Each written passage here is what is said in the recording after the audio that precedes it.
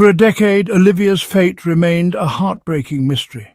Her sudden disappearance left the entire city of Edmonton stunned in 2011. At just 9 years old, she was at an age where the world still feels safe and familiar. But the truth behind what happened to her came to light only recently, through a discovery no one saw coming. Olivia had never been far. She had been close, painfully close. It all began in November 2001. The weather that month was cloudy and cold, signalling the approach of the long Canadian winter.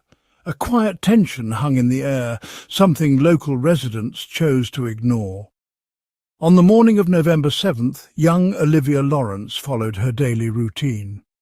She stepped out of her home on Hathorn Street and began her usual 15-minute walk to school.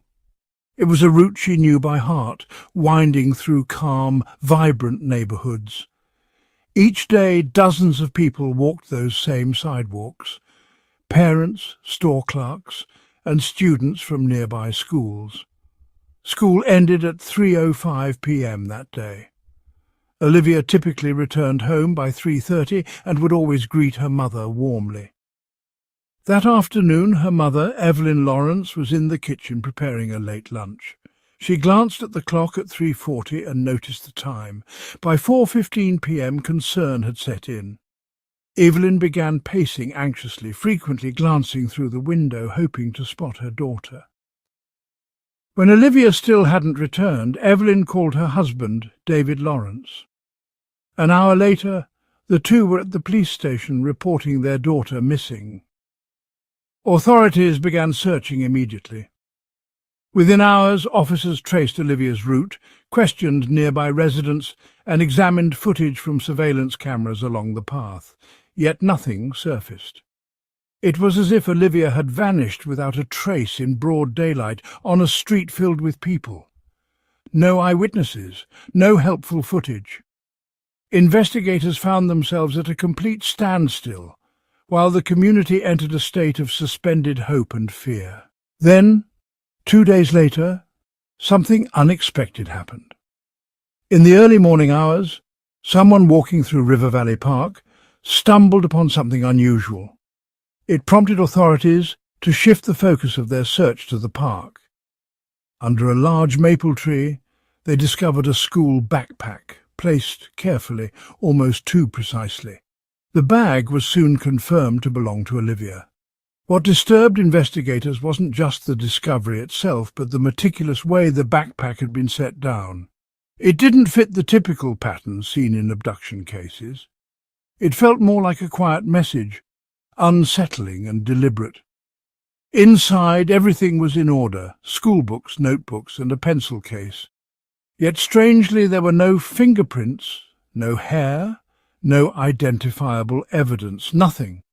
Back in the neighbourhood, neighbours began recalling small, possibly important details.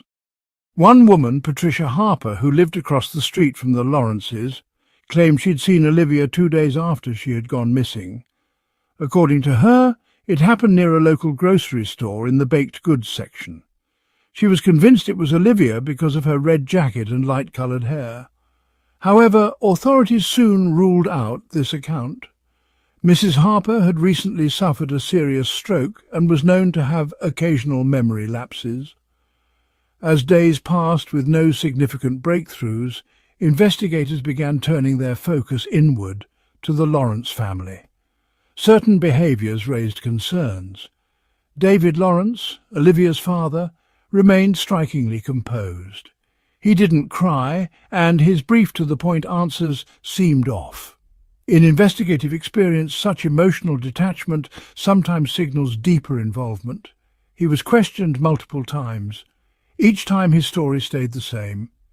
He left for work in the morning, came back by noon, and later went out for errands.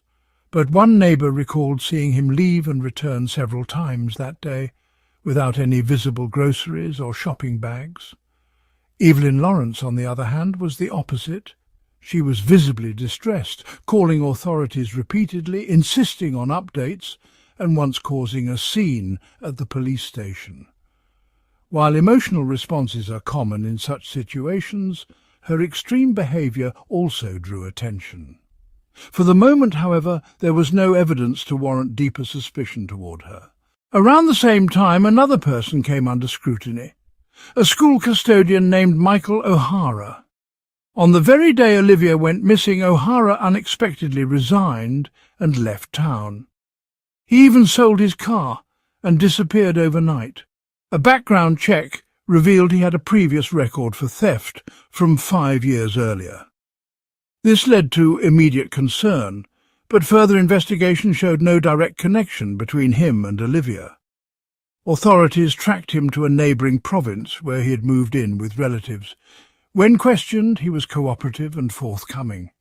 He explained that he wanted a fresh start and had planned the move for months. With this lead closed, the case once again seemed to hit a wall, until something unexpected happened exactly 1 week after Olivia's disappearance. From Olivia, a chilling sign emerged. An anonymous envelope appeared on the doorstep of the Lawrence family home. It had no stamps, no markings, no return address, completely blank. Inside was a single Polaroid photograph.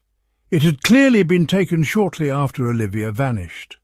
In the image, she stood near an unfamiliar door, wearing clothing that didn't fit, several sizes too big. Her expression was distant and frightened. The surroundings were stark, plain concrete walls, poor lighting, and no visible clues. There was no message, no demands, just that haunting image. But for investigators it changed everything. The picture confirmed Olivia was still alive and being kept somewhere, someplace confined, likely close to home. The implication was disturbing. She had never been far. Olivia was just out of reach and no one knew it. Authorities swiftly reorganized the investigation. New search parties were launched, focusing on the areas surrounding the neighbourhood, but the photograph, though deeply troubling, offered no real leads. The lack of identifiable features in the image meant officers had little to act on.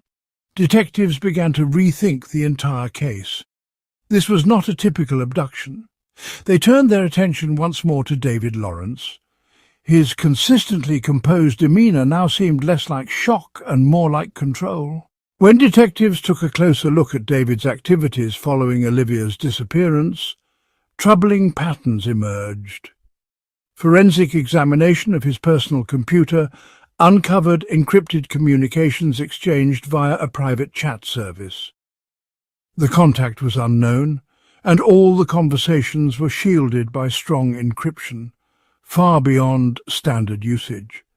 This immediately raised concern. Such precautions are typically taken by individuals who wish to avoid scrutiny. Investigators began decoding the messages to determine the nature of this secret exchange. It quickly became evident that these were not routine messages between friends or co-workers. The frequency, secrecy, and minimalistic replies stood out. Some messages hinted at in-person meetings, but the names and locations were deliberately obscured. Eventually, a skilled police technician managed to decrypt a small portion of the communication. The fragments read, "It must happen soon.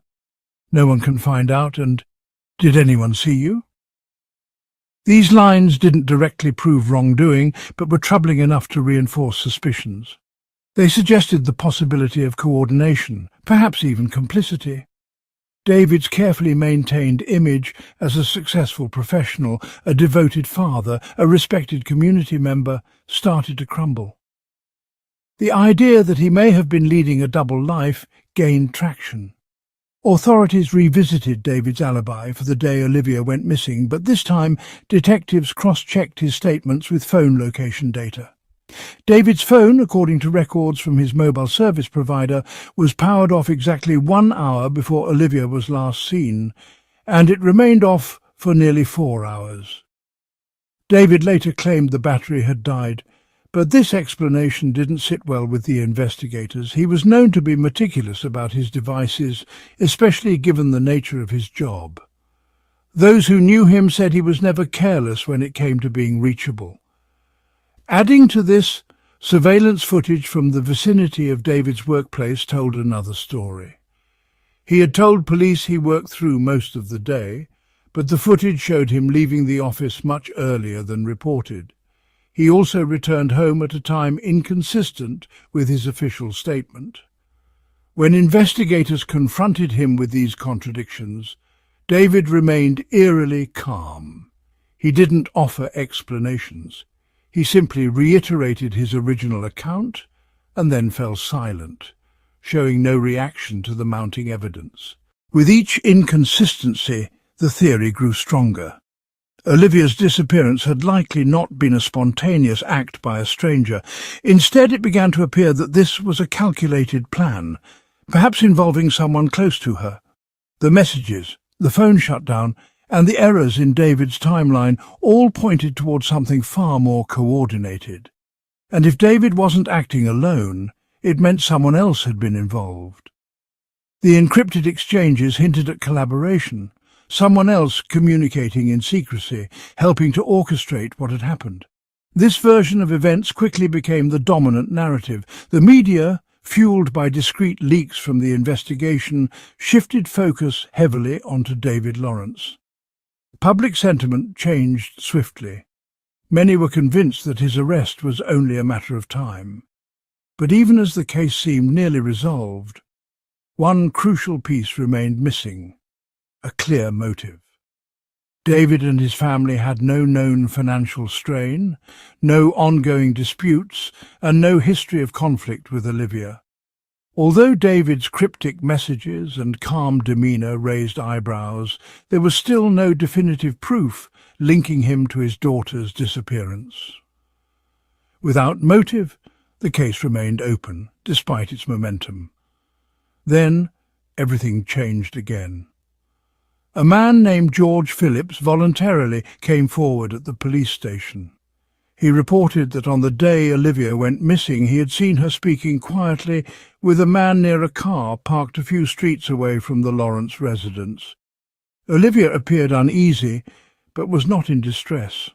The vehicle was an older silver model with no license plate, worn down but distinctive.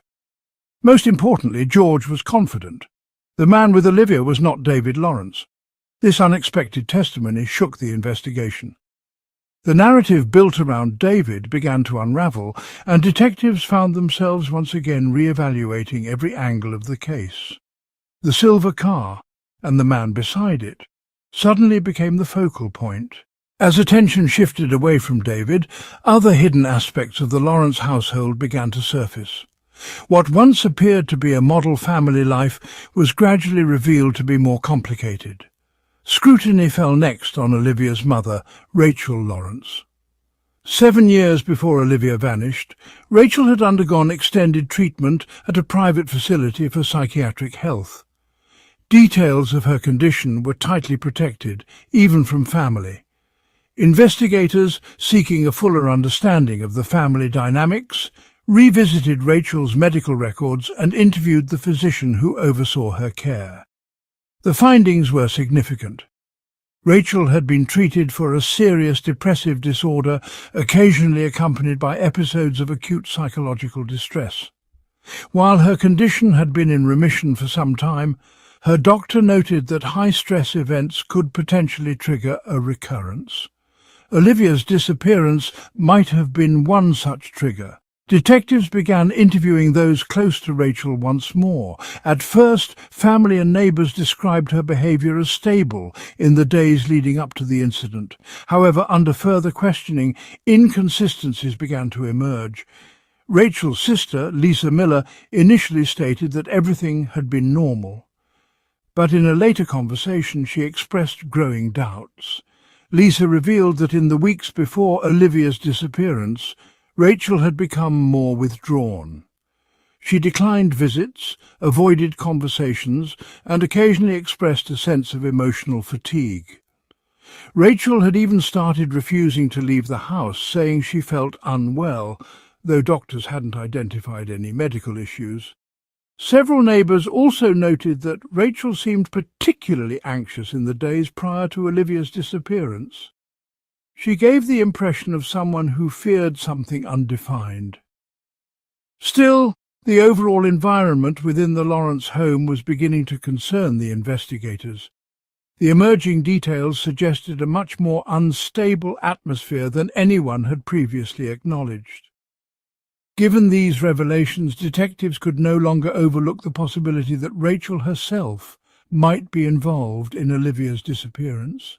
Without any suggestion of intent or malice, investigators theorized that if Rachel had been experiencing a significant mental health episode, she might have unintentionally caused harm or made a misguided decision, and then struggled to cope with the aftermath. Another wave of media leaks reignited public interest and suspicion. Rumours began to spread again, only now they pointed toward Rachel. The Lawrence family, once surrounded by empathy and support, became the centre of hushed speculation and wary glances. Friends grew distant. Neighbours spoke more cautiously. Following growing suspicions, law enforcement obtained a warrant to conduct a more detailed search of the Lawrence home. Every room was examined. Closets, the garage and the basement were all searched meticulously. Investigators combed through Rachel's personal belongings, including her journals and phone records, hoping to uncover something definitive.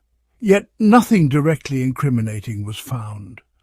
Her writings reflected anxiety, sadness and confusion, emotions expected from a mother enduring unimaginable stress, but there was no clear evidence of any wrongdoing.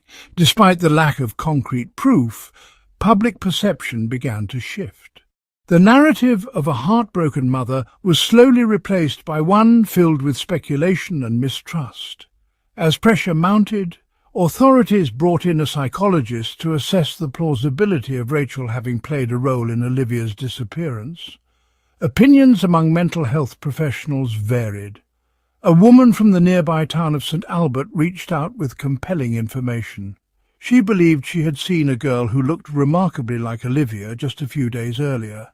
Police took the tip seriously. A team of investigators was dispatched immediately to St. Albert. Meanwhile, another team working independently made an unexpected discovery, one that took the investigation full circle, back to the very street where Olivia had originally disappeared. When enhanced using specialized software, a vital detail emerged. In the clip, Olivia could clearly be seen, her red jacket and blonde hair unmistakable, approaching a vehicle parked across the street. Then Olivia calmly walked over and got inside. There was no sign of distress, no visible struggle. She seemed to recognize the person in the vehicle and entered without hesitation. This development turned the entire case on its head. Contrary to earlier assumptions, there had been no visible force used. Investigators immediately sought to identify the vehicle. However, the video's quality made it difficult to determine exact details. Initial analysis suggested the car might be an older silver Honda Odyssey. But when other experts reviewed the footage, opinions quickly diverged. This new uncertainty added pressure to an already complex investigation. The team now faced the daunting task of identifying and locating all owners of similar vehicles across Edmonton and surrounding communities. Among the list of individuals with registered silver vans or similar models, one name stood out: Frank Jenkins. A resident of a nearby neighbourhood, Frank had a past record that included minor legal issues. With multiple threads now in motion, the sighting in St. Albert, the footage from the original neighbourhood, and the investigation into Frank Jenkins, the case had again entered a phase filled with both hope and uncertainty. The investigation took another sharp turn when police focused on a man named Frank Jenkins. He owned an older silver Honda Civic, which closely matched the vehicle seen in the surveillance footage. Authorities moved quickly. Jenkins was cooperative during his arrest and did not resist when officers arrived at his residence. At first, the vehicle appeared to line up with the grainy footage. Same model, similar condition, even the right colour. Jenkins had a strong alibi. During the exact time of Olivia's disappearance, he had been visiting family in another state. Despite Jenkins's proven innocence, local media had already circulated stories implying his involvement. As the days passed with little progress, the case felt increasingly like a maze with no clear way forward. The video, which had previously been accepted as genuine, was found to have been tampered with. This new information changed the entire nature of the case. Investigators now believed that Olivia's disappearance was not the result of a spontaneous act, but rather part of a carefully planned and technically sophisticated operation. As detectives reassessed their earlier assumptions, a new name reappeared in the case files: Michael O'Hara. He was the custodian at Olivia's school and had suddenly left Edmonton just one day after the girl disappeared. The school had failed to disclose important information about his employment history. A year prior, a high school student had told her parents she was being followed. With this new information, O'Hara was no longer just someone on the periphery of the investigation. He became a person of interest. As suspicions against the school custodian deepened, investigators revisited Michael O'Hara's previously accepted alibi. Some teachers claimed they had seen Michael in the building throughout the afternoon. Others were unsure or could not confirm his whereabouts. The school's surveillance system went offline about an hour before Olivia's disappearance and didn't resume until after school closed. His phone signal vanished in the vicinity of the school and reappeared much later that night, miles outside the city. The media published Michael O'Hara's photograph and recounted his prior employment history. Neighbours described him as someone who kept to himself and rarely interacted with others. Despite the heightened attention, no direct evidence tied Michael to Olivia's disappearance. Just as law enforcement intensified their efforts to track him down, Michael O'Hara calmly returned to Edmonton. He walked into the police station alone and asked to speak directly with the lead detective. Detectives were stunned. Why would someone who had avoided all contact suddenly reappear of his own volition? Examining Olivia's electronic devices, investigators discovered a communication thread that had previously gone unnoticed. Digital forensic experts confirmed that the conversations had taken place over a span of at least 6 months. The messages had a calm, almost parental tone, offering to listen to Olivia's thoughts and support her when she felt misunderstood. The communication showed a long, carefully maintained effort to build trust over time. Someone had been guiding her, step by step, on how to delete certain parts of their private conversation. Her mother, Rachel Lawrence, initially claimed they had no knowledge of their daughter's private online interactions.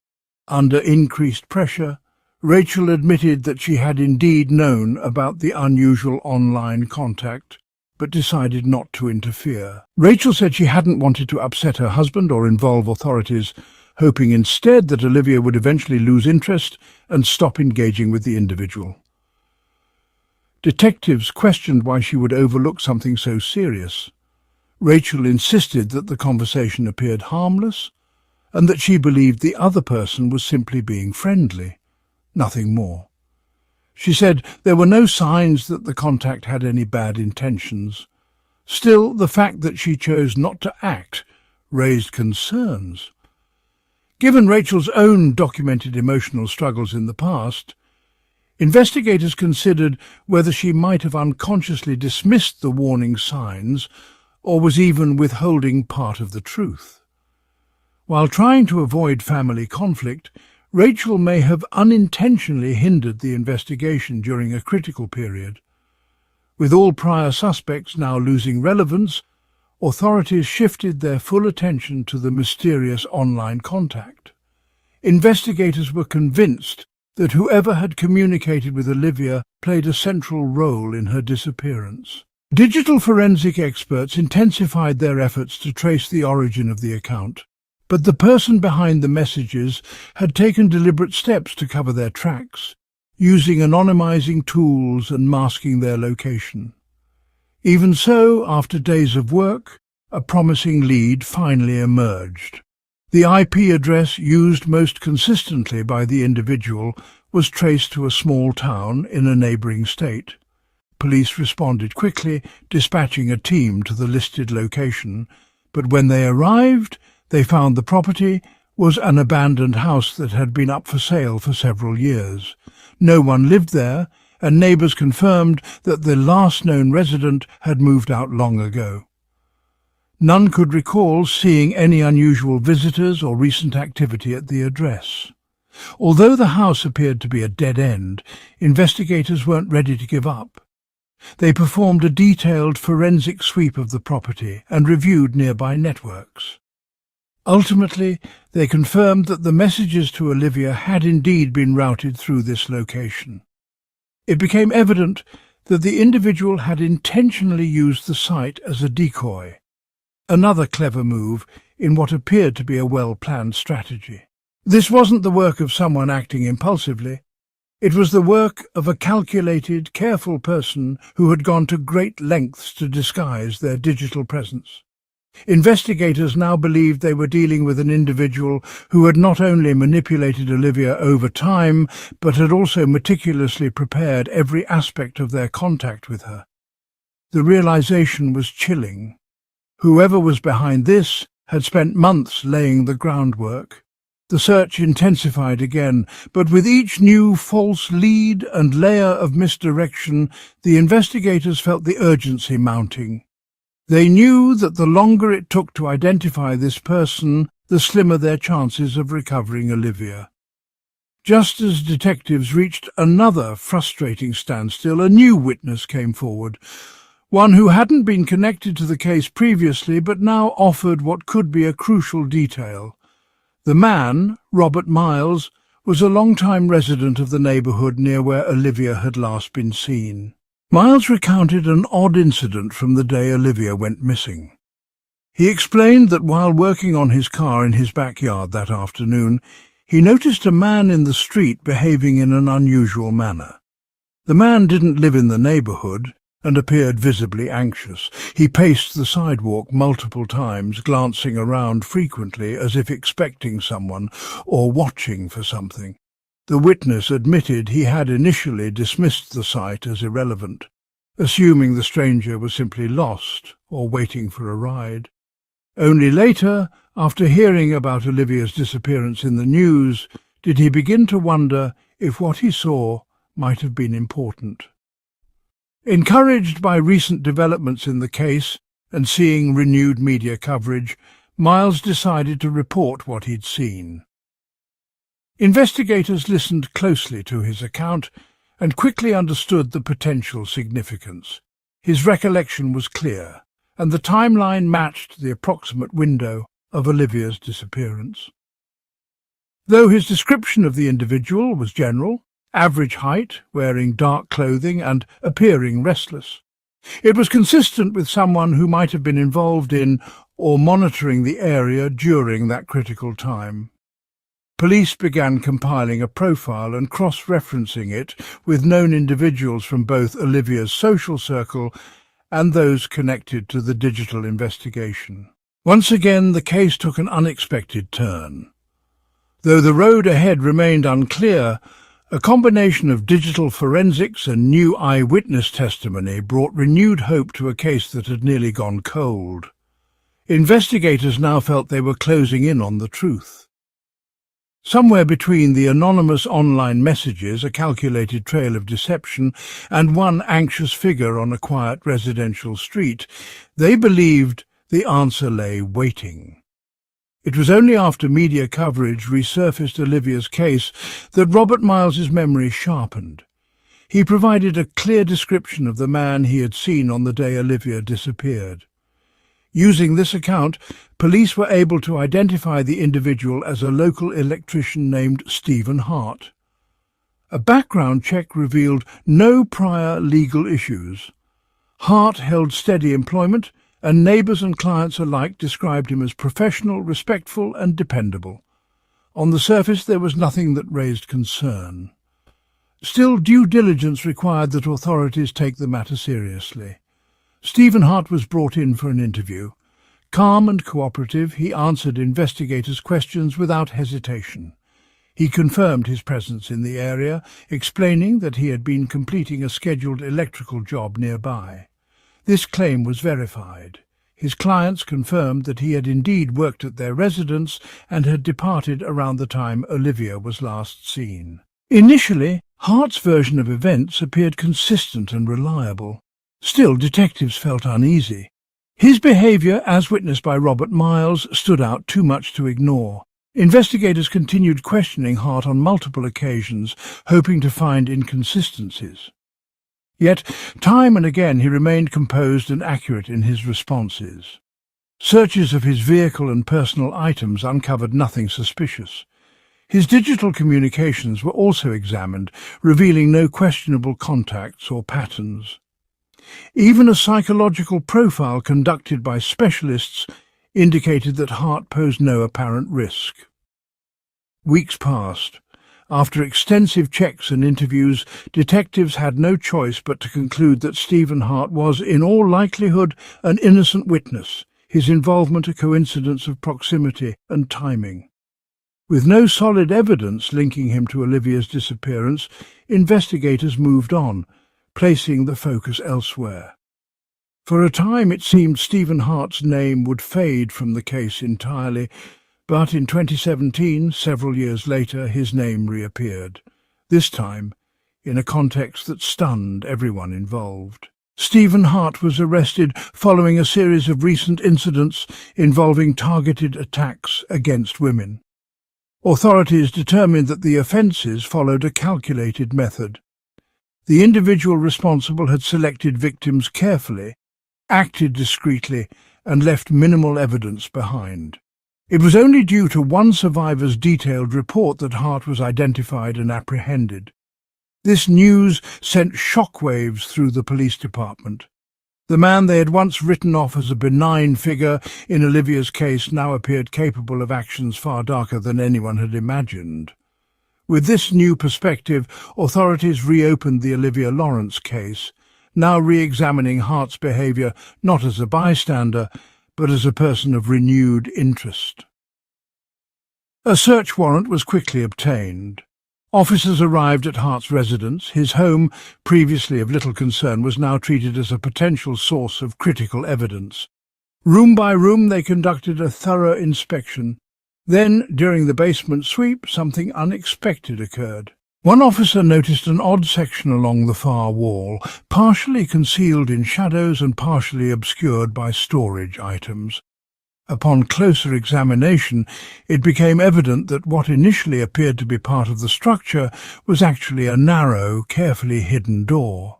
It blended seamlessly into the wall, almost as if it had been built to be overlooked.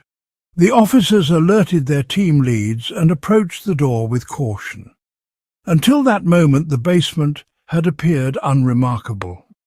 But this newly discovered feature changed everything. Investigators paused, uncertain of what they might find behind it.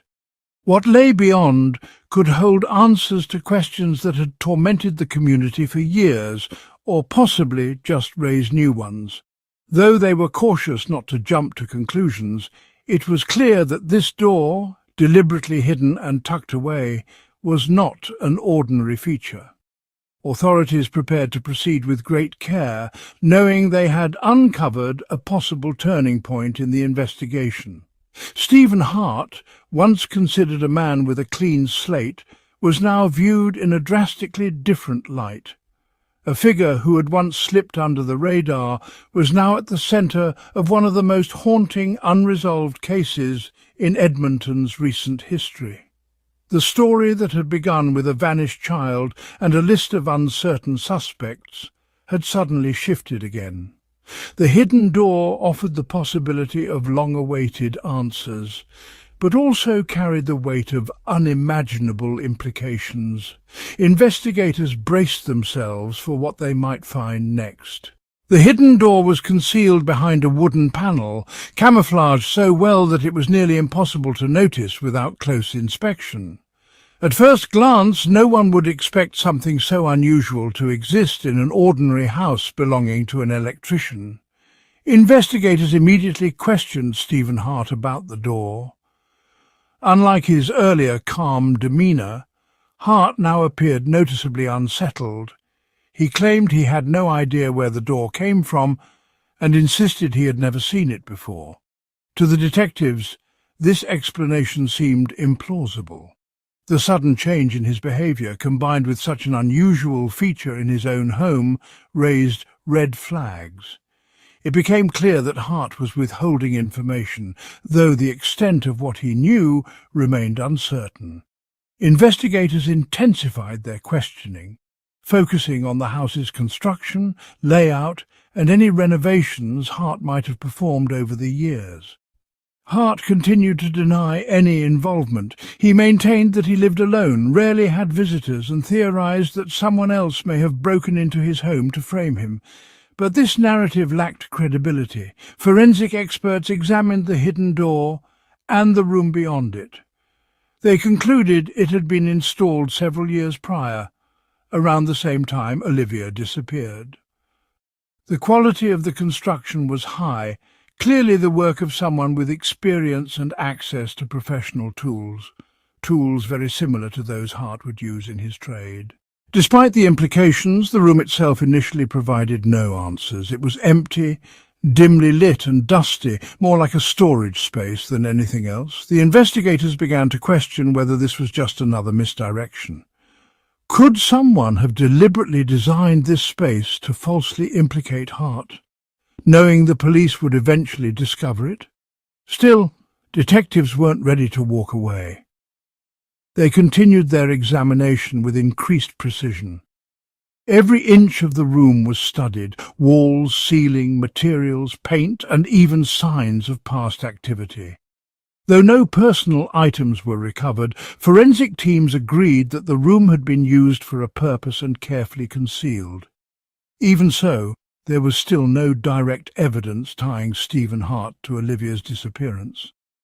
With public pressure mounting and time slipping by, some within the investigative team began to wonder if Hart was simply the unfortunate victim of a haunting coincidence. He had the tools, the access, and perhaps the opportunity, but nothing definitively linked him to the crime. Just as they were preparing to conclude another round of inspections, one final detail changed everything. A sharp-eyed forensic specialist noticed a subtle irregularity in the far corner of the concrete floor. The surface appeared slightly uneven, hardly visible under normal conditions. The team decided to investigate further. They began carefully removing part of the concrete, unsure what they might find.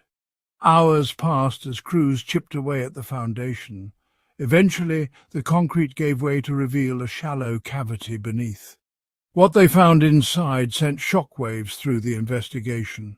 Human remains had been buried beneath the concrete floor. Forensic analysis soon confirmed what many feared. The remains belonged to Olivia Lawrence. The discovery brought years of uncertainty to a devastating conclusion. What had once been only suspicion was now confirmed fact. Stephen Hart's life, once defined by quiet normalcy, was now viewed through a far darker lens. The reserved electrician who lived modestly among neighbours was now known to have concealed a truth no one could have imagined. The case had taken a final, irrevocable turn. The police now had solid evidence. The discovery not only changed the course of the investigation, it changed the public's understanding of who Stephen Hart really was. For years he had moved through life undetected, managing to maintain a reputation that masked everything hiding beneath it. His calm demeanour, his routine job, his unremarkable life, all of it had been a facade.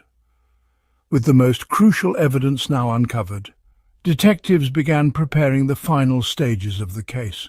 Prosecutors worked closely with investigators to build charges that were comprehensive and unassailable. They knew the public and Olivia's family needed closure and justice. Stephen Hart could no longer maintain his innocence. The evidence spoke for itself. The hidden door, the room, the buried remains, each piece told the story he had tried so hard to bury. The investigation, which had felt cold for so long, was finally gaining clarity. But even now, one question lingered. What exactly had happened behind that concealed door? The space, though small and plain, held a haunting weight. What had it been used for? Why had Hart kept it hidden for so long? Police continued to investigate every detail. Though Olivia's remains had been found, many aspects of the case still required answers. Yet for the first time, investigators knew they were no longer chasing shadows. They had found the truth, or at least the beginning of it. And with that, one of Edmonton's most disturbing mysteries was finally unravelling. When the case materials were presented to the district attorney, it became clear that Stephen Hart would stand trial for the disappearance and death of Olivia Lawrence. The courtroom proceedings unfolded in a tense atmosphere that gripped the entire city. Edmonton residents, who had lived for nearly 6 years with unanswered questions and quiet dread, now hoped the trial would finally bring clarity and closure. The courtroom became a place not only of justice but of revelation. Testimonies and evidence presented throughout the trial laid bare the missteps and misdirection that had long stalled the investigation. From the early suspicions cast on Olivia's parents, David and Rachel Lawrence, to false statements from security guard Michael O'Hara and the mysterious stranger in the online chat room, each previously considered theory was ultimately proven baseless. The court determined that the only person truly responsible for the tragedy was Stephen Hart. For almost 6 years, he had managed to carry on with his life as if nothing had happened, carefully concealing the truth, quite literally, beneath his own home. Expert witnesses, including forensic and criminal specialists, confirmed that the concealed room in Hart's basement was built with a deliberate intent to hide evidence. The room had been camouflaged to resemble an old, unused storage space. Hart's professional expertise played a crucial role in this. Using specialized tools and techniques from his trade, he created a hidden compartment and concrete floor so skillfully constructed that even experienced law enforcement had initially missed it.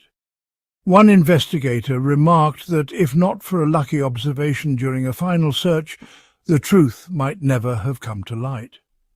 Despite the growing body of evidence, Stephen Hart continued to deny any involvement.